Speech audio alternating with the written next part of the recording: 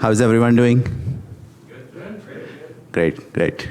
My name is Samuel Parmar. I work at Salesforce, and I'm here to present topic of evaluation of translation use cases. Now, before we get started, I just want to take a moment and say thank you. Thanks everyone for being here. Thanks for attending this seminar.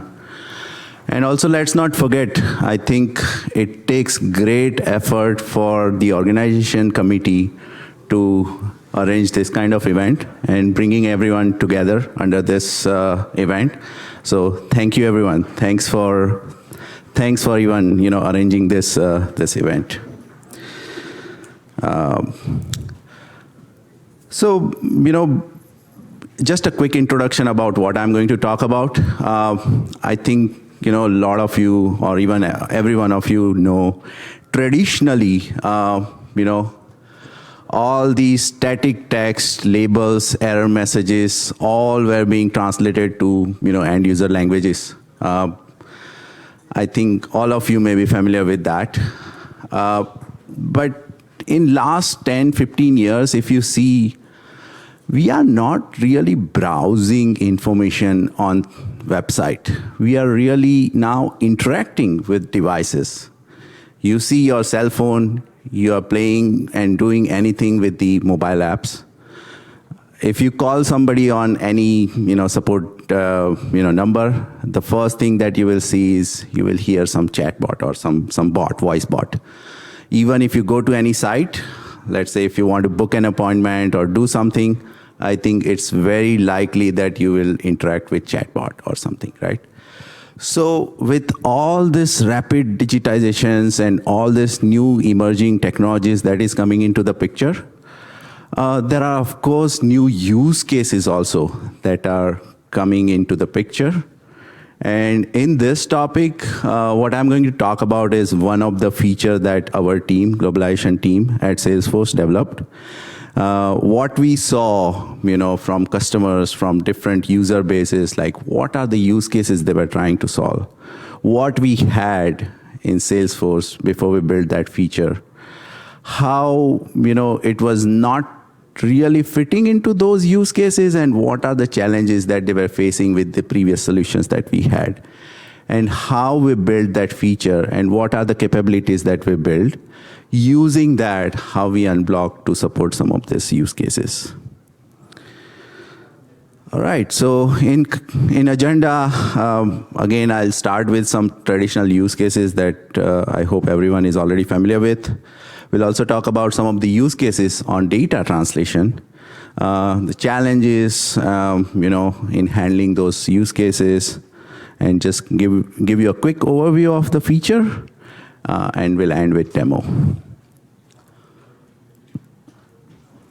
So what I'll do is I'll just take very simple use cases that everyone can relate to, so that it's easy for me to explain how it used to work or how it works, what the customer or the organization is trying to do, what are the challenges that they were facing, what were they really trying to achieve, and how the story, how the use cases, and how the feature evolved.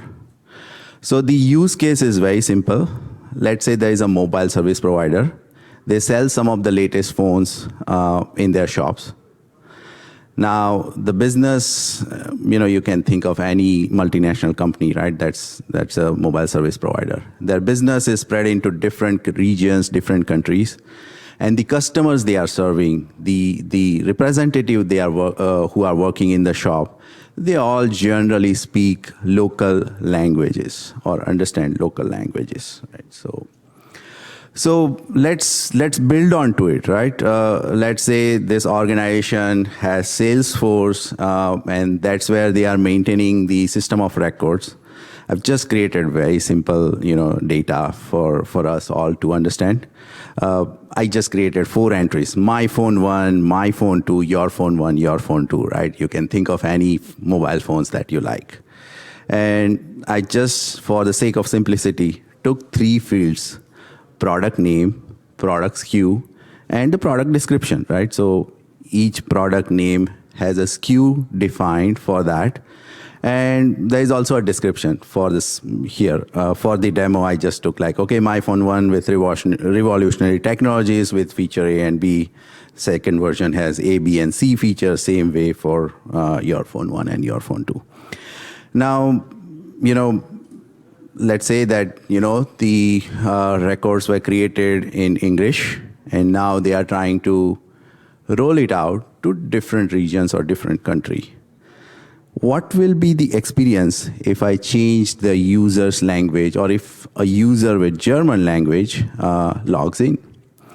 You will see some of the text were changed to German. I highlighted some, not all, just to give you an example. All the green mark fields or text were automatically changed to German. But there is another section which you see that is user-generated content, right? That is something that is created by the users, and that content is not translated and remains same as it was, even when the user's language was changed, or a user in different language logs in to the Salesforce.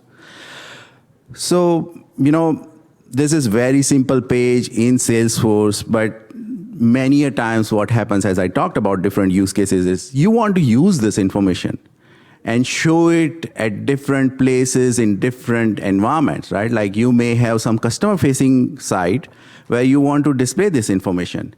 You may have, let's say, Chatbot. You may have some integration with other external systems, and you want to show this data there. And that is where customers were coming back and saying, like, how do I enhance my localization experience? I want to show this data also in user's language, right? How do I show my product name, my product description in user language? When the question came to us, they already explored all the available options, right? So there wasn't any specific feature or a functionality that Salesforce had that we could go back and say, use this, and this is how you will solve the problem. The question was, can we just replicate these records and change whatever, like 2, 5, 10 fields that we want to translate, and just clone the records into, let's say, 10 different languages, and then start updating the fields into users' language? Well, if you think of it in first place, it may look like a workaround. But when you start thinking in terms of scale, in terms of complexity, in terms of all the complications and problems that it can create, you will realize that this is not the way you want to suggest, right? Like, this is not the way that you want to recommend your customers, right?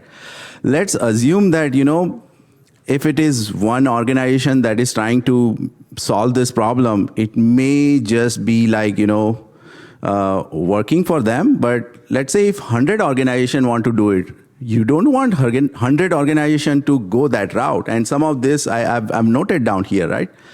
Let's say you have 100 records, just for simplicity. And let's say you want to support 10 different languages. What will you do? 100, you will multiply, like clone it for 10, and then think of what will happen in the future, because you are not just going to clone it and then be done with it. If something is updated in one language or one language of record, what do you do with the other 9 languages? Do you update? Do you not? When do you update all the records of all the languages, and when you don't? And another thing is, if you're familiar with Salesforce, right, we, in different editions of the orgs, we also allow a lot of fields that the customers can create. So let's say, for example, if customers or organizations have created 500 fields for any object, and if you, let's say, want to translate only 5 fields, when you replicate, other 495 fields could be completely, not necessarily, right? And with that, you have to also think about the volume of data being created and managed. And again, you have to multiply that by the number of organizations that will, go through this problem.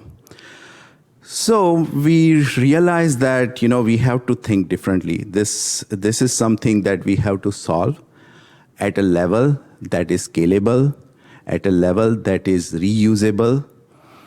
So we started thinking about like how we can build a capability at platform level so that we can support translation of user generated data or data at platform.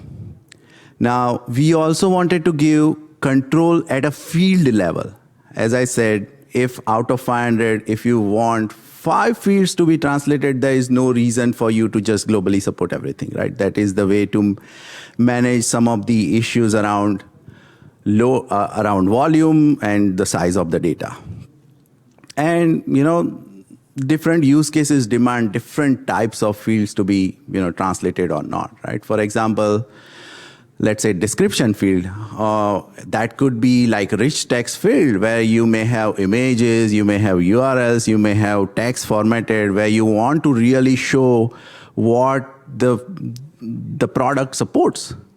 Same way, you may have, let's say, image or URL, which renders the image. And image could have some text. So you may want to support like image fields. Text field, of course, right? So how we can support multiple field types and what field types, of course. And if you know that, Salesforce also has, very vast and good support of API, and Salesforce also has a query engine, Salesforce query language. So we also wanted to make sure that we support it in API and in Salesforce query language. And we wanted to extend it at the custom level or the custom field level so that the customers or organizations can create their own fields the way they want and just enable the translation at an individual field level. Now, it's easy to come up with the requirements, but when you start thinking about the problem, then you have to think about what you are trying to solve, right? So if you think of all the previous use cases, the highlighted text that I showed, they were all metadata, right? Like configurations. They were all labels, static text, and everything. Generally, you have all these configurations or metadata in the scale of thousands. If you even think, very, very, complex configuration. But when you go into the user-generated data, then you have to think in hundreds of thousands, right? If not millions. So you can see the scale difference here that we have to think about. Same with the scale, you also have to think about the volume because let's say if you have, multi-line fields or rich text fields compared to the simple text, then the volume that it generates is, of course, going to be multifold. Most of the times, your configurations are easy to manage in terms of your access, your permission, your other business rules. Generally, they are not in the configuration level.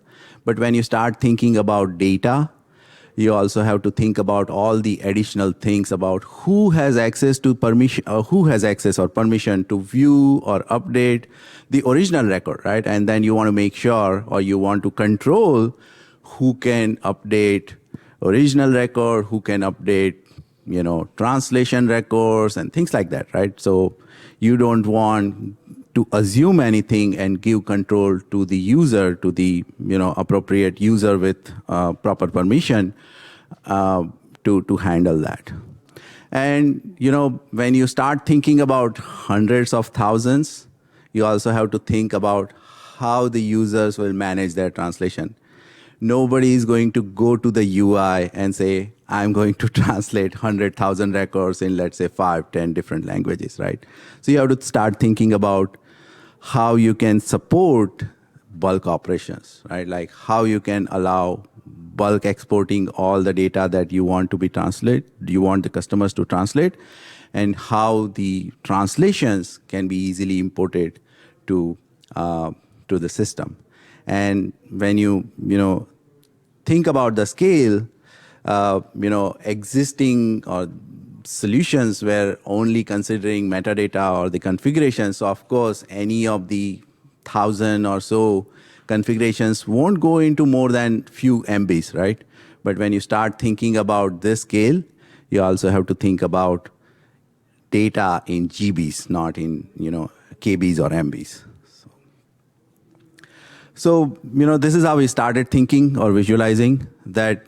Again, for simplicity, I just took 6 or 7, but you can think and create as many fields as you want. So think of the product object or entity may have like 500, 600, whatever number of fields that the customers or the user wants.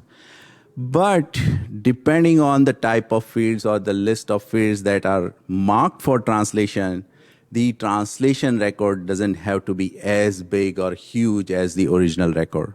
So we wanted to have the translation record to be very minimal, just to handle the scale and volume.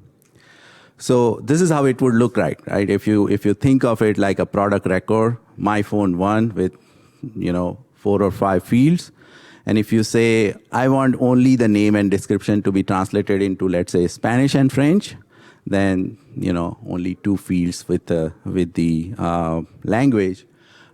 So you can imagine on the left-hand side you have 500 fields. On the right-hand side you have a handful of fields available there. These are some of the field types that we thought we'll start with. So then we started building the features with 4 or 5 different field types. We also wanted to provide the UI, so if there is any quick edit or update needed, then you can easily go and update it through UI. If there is any integration needed, then of course API for multiple languages is easy. And same is the language. Same is the query language, Salesforce query language. That is where we wanted to make sure that we build some kind of interesting solution so that it can solve multiple use cases. So after the feature, let's say this is my phone 1, right? If I click on that list, this is how it would look like, all the fields that I've created here. And you see there is a new tab available next to details, which is a translation tab. So if you click on that tab, this is what it would look like. I think I already showed you a sample. So here is where French and Spanish, and this is where the users can create, edit, view all the translation easily. So let me quickly, play a demo. I think that will give you more idea about that. So,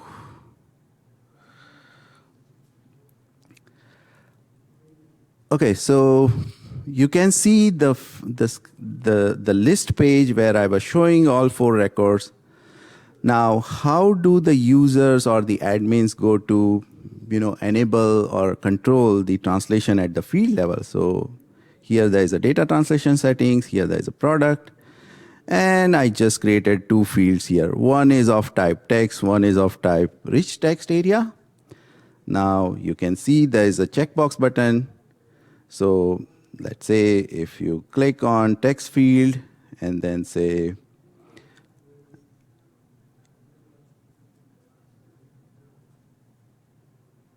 save, right? So now if I go to the list again and click on any of the record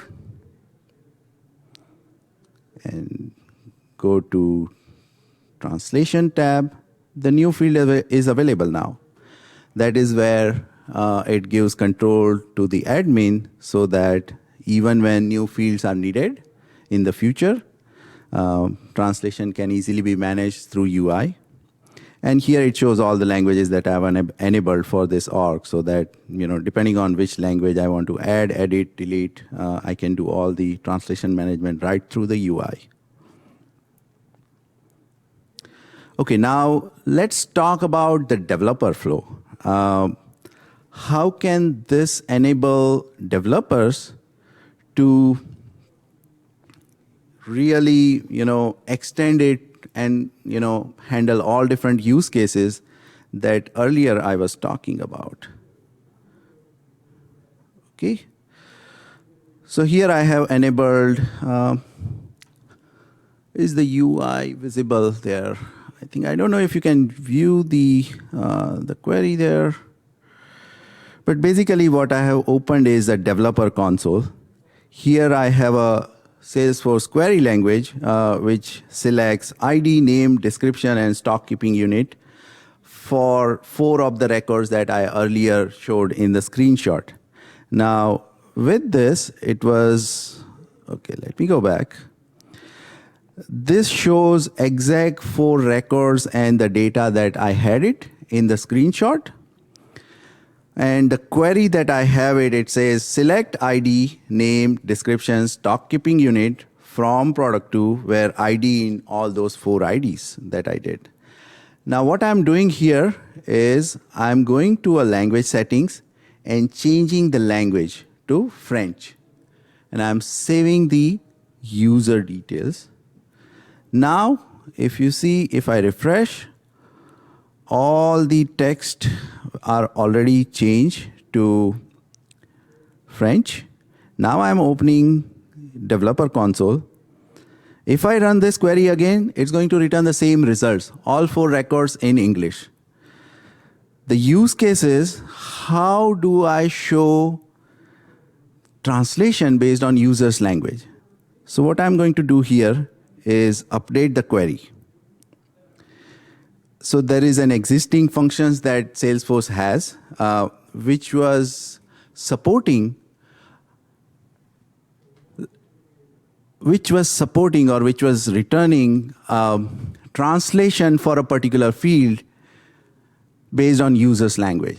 So I logged in as a French. I changed the user language to French. Now I want to retrieve or display or integrate whatever use case you have. And I want the name and description to be returned in French. What I'm going to do is I'm going to update the query and replace name and description with toLabel name and toLabel description. This is an existing function which, when developed, was primarily for label. We just extended that so that it works even with these use cases. So now if I run,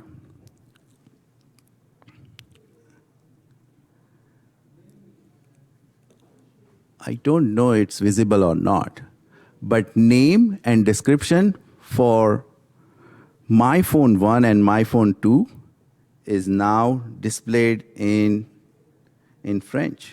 Let me see if I can zoom it. Can you see it? Okay. Once this is available in query language, think of it as like database query, right? Salesforce provides, similar to any database query language, Salesforce query language. Once you have this capability in query language, you can extend it and build your Visual Force pages. Again, I think I'm using some of the words that are very Salesforce specific. I'm not sure if you're familiar with it or not, but this allows, extension to build new UI, integrate it to any external system, or even if you want to integrate with Chatbot, integrate it with Lightning Web Component that yesterday Andrew talked about, or any other feature or capability that Salesforce provides. So this way, at least all the use cases and the problems that we discussed earlier, at least we were unblocking, or we unblock our different organization and customers so that they can now handle their use cases of extending this translation for user-generated data. Now with that, I'm going to rest my case and open it up for questions. Questions? Sure, yeah. How do you deal with issues with backwards and forwards translation? For instance, if I have user-generated content in English and one of my Salesforce admins is looking at the data in Spanish and wants to update a field in Spanish, when that comes back to English,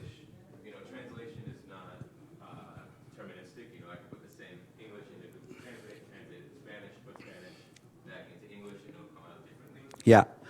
Do you have tools or enforcements to only allow changes to happen in one language, or is that kind of up to the use case of the users? So I think one of the things that I talked about is bulk import and bulk exporting the translation, right? It's very common use cases where I think more common is when the original record is updated, but the translations are out of date, right? So in that tool, we have a way to filter and export or even fetch the list of translations for a particular language that are out of date, right? So that way, easily, regularly, organizations or customers can periodically export it, send it to either their external translator vendors or like machine translation, however way they are managing, right? So they can get those things translated. Once they receive it, import it back, and then you have parity between what you have it in your original and in translations.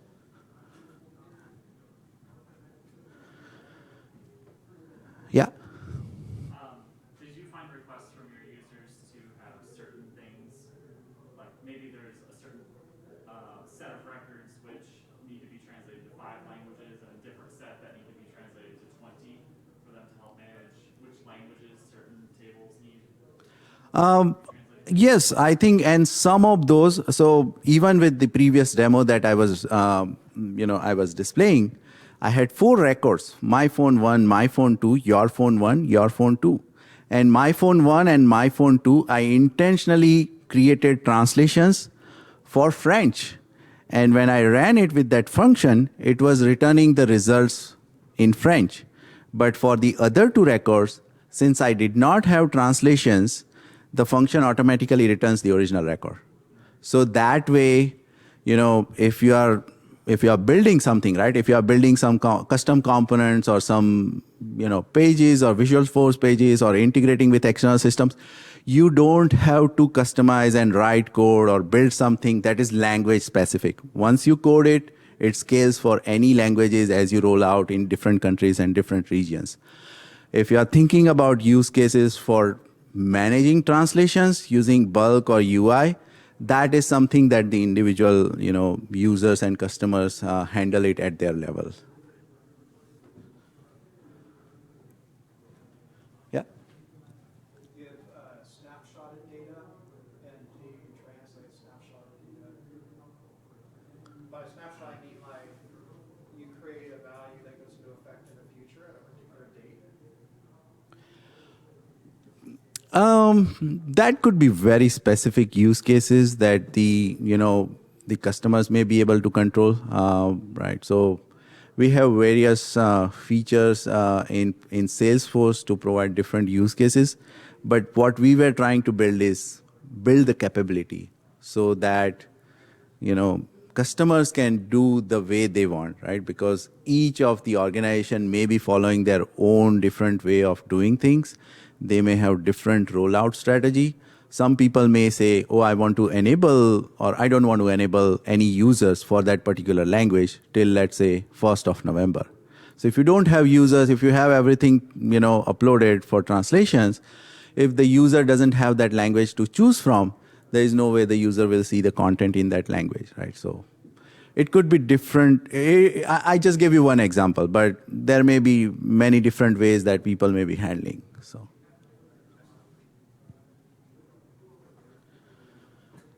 Okay, any other question?